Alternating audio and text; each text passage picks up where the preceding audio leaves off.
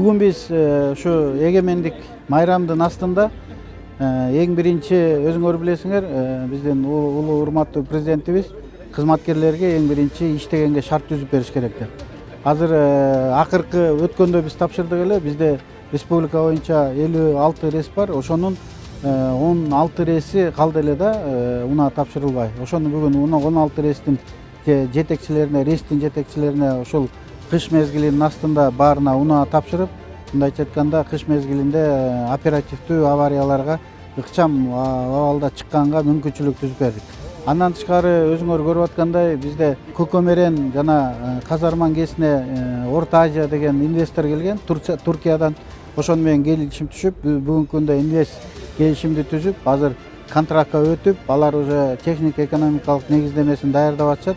Ошолордун жардамы менен дагы 10-30 унаа Chevrolet унаасын бизге мындайча айтканда грант сыяктуу кылып тапшырып берди. Астыда дагы булардын ошол социалдык салымга кошо турган суммасы 1000 балага $150 айына 5 жылдын ичинде стипендия берет. Жана жетим жесир балдарга $150 дагы мындайча айтканда ошол акча маянасы менен ай сайын $150 5 жылдын ичинде ошону колдоп турабыз деп атат. Эми 5 жылдан 6 жылга чейин пландаштырылган бул КЭСтин курулушу. Андан кийин өзүңөр билесиңер, мындан тышкары ар бир жерде курулган КЭСтин 1% ошол айыл өкмөткө, ошо жергиликтүү администрацияга мындайча айтканда салым сыяктуу кошуп турушат.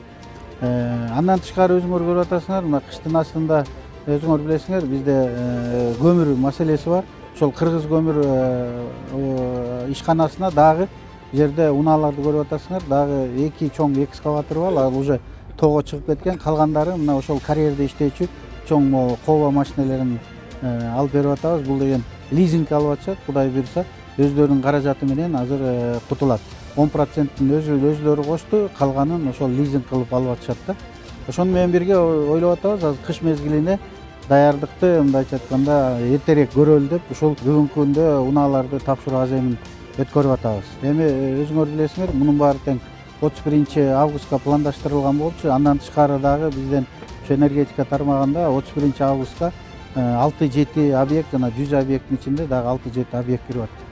Мындан ары биз ойлойбуз, эми бир 60-70%ке биздин энергия тармактарда техника менен камсыз болуп калды. Азыр аз маселеде экскаватор жана кран манипулятор калды. Кудай буйруса, жылдын аягына бюджетибизди карап туруп, ошону менен быйылкы жылы болбосо да эмдиги жылы биринчи кварталда жабабыз деген ойдобуз. Мен ойлойм, бүгүнкү күндө кыш мезгилине биздин энергетиктер бир 70-77%ке даярдык уже бүтүп калды. Азыр дагы бир ай убактыбыз бар. Кудай буйруса, бир айдын ичинде 100%ке даярдыкты бүтүрөбүз да, элибизди электр энергия менен камсыз кылганга ушундай шарттар түзүлөт.